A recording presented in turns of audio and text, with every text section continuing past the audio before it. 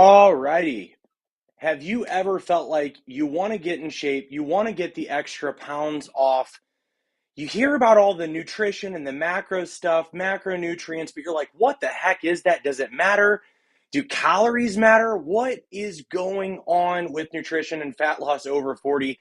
If that's you and you've wondered all of these things and you want to figure out how to actually determine what macros and protein, fats, calories, all the things that you need in order to lose weight and keep it off without hating life, you're in the right place. I'm going to dive into all of that stuff today, and we're going to actually talk about the macronutrient ratio for being over 40 that's going to lend to the best, most, well, let's say this, the most consistent weight loss in a way that it doesn't come back, okay? So without further ado, let's go ahead and dive right in here. I'm going to open up my screen. All right, so we're talking about the fat loss cycle here. Again, calorie deficits and macro ratios.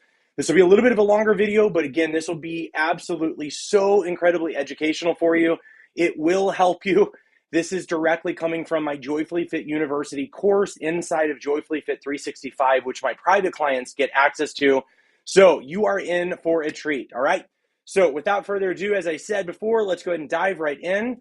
Very first thing we're talking about here is calculating calories for a deficit, okay? Now, a deficit is going to be something very, very important. I've talked about that on another video. Deficits are what is needed, also known as a calorie deficit. It's what is needed in order for you to get fat loss, okay? So the starting point at the beginning of your fat loss phase, we've got to determine your estimated maintenance calories, which is, again, also known as your total daily energy expenditure. Now, this is how many calories that your body uses in a day. Now, you might have heard of your basal metabolic rate or your BMR.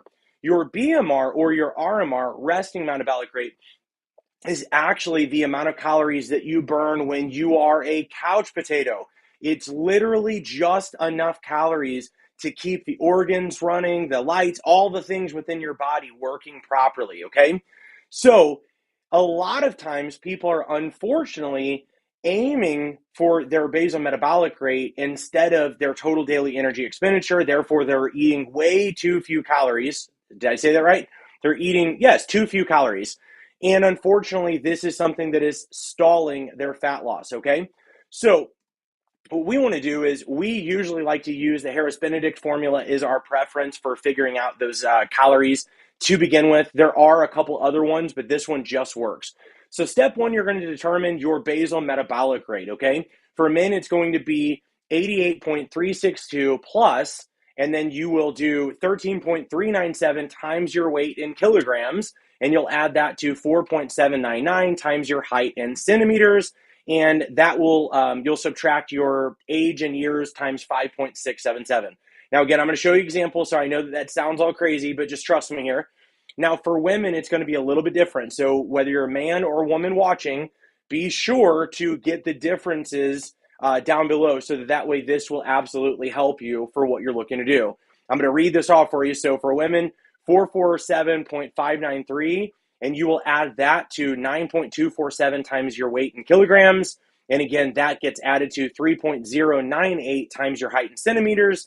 And then lastly, again, you'll have 4.330 times age in years. And you just simply add all of this, follow what it says, okay, which I'm going to show you here in just a second. Okay, so for my BMR here, this is what I calculated, and this was approximately where I was at the time of writing this up, okay? So for my BMR here, what we've got is 6 feet tall, which is 182.88 centimeters, and my weight is 97.52 kilograms. My age at the time is 38. Right now I'm 39. So it's close enough. The formula, again, as you see, 88.362 plus 13.397 times my weight in kilograms. And then again, we just simply add up all of those numbers there. And we're going to get my basal metabolic rate is 2,056 calories and 56 or 0.56. That is how many calories that I need to just be a couch potato, okay? That is not my activity level, okay? Now for Lauren, which is my wife, we calculate because she helps out doing coaching within the program as well. I want to show you not only is she female, but she's also significantly shorter than me. So you're going to see quite a bit of a difference. She's 4'11". She weighs only 120 pounds at the time of where this was at. Now, again, yeah, we'll keep going. So 38 years old, and again, same thing. All you do, guys, is just plug in these two numbers. It really is that simple. Just exchanging those, and that's it. So that gives her 1,250 calories for the day. This is her basal metabolic rate or resting metabolic rate. Okay. Now for your turn, this is what you want to do. The same thing. You're simply going to, for men, plug in your weight there. So just the best thing to do is to write down this formula and to just calculate your weight in kilograms, your height in centimeters, your age in years, add those in and calculate it. You're good to go. You can use a calculator. It's easy. For women, same thing. Just plug in your weight in kilograms, your height in centimeters, your age in years there, and that is going to give you your answer. Okay, I've even created all of this here for you. So if you want to, you can go ahead and screenshot this. All right, let me go back there. You can screenshot this right now so that way you can put your weight, your height, your age, and then your BMR thusly after. Okay? All right, guys, is this making sense so far? Drop me a comment and let me know. I know obviously I'm moving pretty quickly because I've got so much to get through. So now we figured out your basal metabolic rate. Now it's time to figure out your daily activity level. Okay, so like I said, your BMR is without any daily activity. So that's just for being a couch potato. So what you want to choose between is sedentary, lightly active, moderately active, or very active, or extra active. Okay, so when you choose these, you can simply multiply your BMR by that activity level. Again, go ahead and screenshot this here. Sedentary is times 1.2, lightly active times 1.35. Again, you continue to see that. So that's all you're going to do, and I'm going to show you this, what it looks like. So your BMR that you got from the last page, you're going to plug in right here, and you're going to take the activity multiplier. So it'll be your BMR times either 1.2, 1.375, 1.55, 1.725, or times 1.9. That's going to give you your total calorie needs to maintain your weight. This is not your deficit yet, okay? This is how many calories you need to maintain that body weight. All right, now it is time to create a calorie deficit for fat loss. So to lose weight, you have to create a calorie deficit. I'm not even going to get into the arguments with people that are like, that's not true, you don't need that. Yes, you do, okay? Now, let me go to the next one here. So let me hit hide on this one, and we're going to hit show on this one. Okay, now, to lose weight, you need to create a calorie deficit. We're not going to get around that. That is absolutely what needs to happen, but we need a safe calorie reduction in order to do this the right way and to keep weight off the right way and to make your life not miserable, okay? So it's essential to maintain a safe calorie intake during cutting. We typically start at 15% for conservative, 20% for moderate. On occasion, you can do 25, but I feel like you're really just asking for more trouble. You're going to overshoot and you're going to make it a little bit it's going to be sooner that you get to metabolic adaptation, okay, or adaptive thermogenesis. So basically what I mean is that your body will get used to those lower calories. It'll adapt quickly. You'll leave fat loss on the table. I'm going to recommend 15 to 20%. Don't go above 20%. Okay, so now you'll multiply your total daily energy expenditure calories by 0.85 or 0.80. 0.80 means you have a 20% deficit. 0.85 means a 15% deficit. It's very, very simple. So for women, we generally avoid going below 1,200 calories. And for men, we generally avoid going around 1,600 calories or lower. Okay, now your total calorie needs, again, this is just the same thing as what I just showed you. You're going to put in right here the amount of calories that your total daily energy expenditure was. And then simply from here, you are going to multiply that by 0.85 or by 0.80 as you see. So feel free to go ahead and screenshot this again so that you can calculate that for yourself. Now that we've got your calories, that's only half the battle, guys. Once you have your calories, it's important that we get a good macro ratio going on. So number one, we want to set your protein goal. Now, I teach that you want to aim for about a gram of protein per pound of your goal body weight, but you could also set this for per pound of your lean body mass. Either one of those works, but we're going to focus on your goal body weight, okay? So let's just say for me that my goal body weight is, let's say 185 pounds. It's definitely not, but let's say it was. I would do really simple for me because I want to maintain muscle mass. I'm going to just simply do 185 grams of protein, okay? Now, technically speaking, you are safe to do 0.6 to 1.2 grams of protein per pound of your goal body weight, okay? So it's up to you. Make sure it's satiating, make sure that you don't dread it and that you're able to stick with it. Adherence is so important. It might look good to say, yeah, I do all this with my calories and with my protein, but if you're not getting close enough to your protein, it doesn't matter what you put on paper, okay? Okay, so now keep in mind that each gram of protein has 4 calories to it. So I'll go through the rest here in just a second. I was just going to say it's just so important to understand that it's not just about macros. Those macros are values for calories, okay? Now we've got your protein figured out, so now we want to do your fat intake, all right? So for fats, you want to aim to make up about 30 to 40% of your total calorie intake, okay?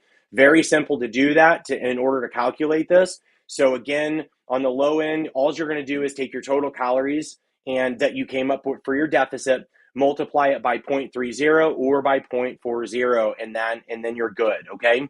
So it's up to you. Now, it doesn't really matter if you get, like, let's say that you write up your macros for, like, whatever grams of fat and whatever grams of carbs.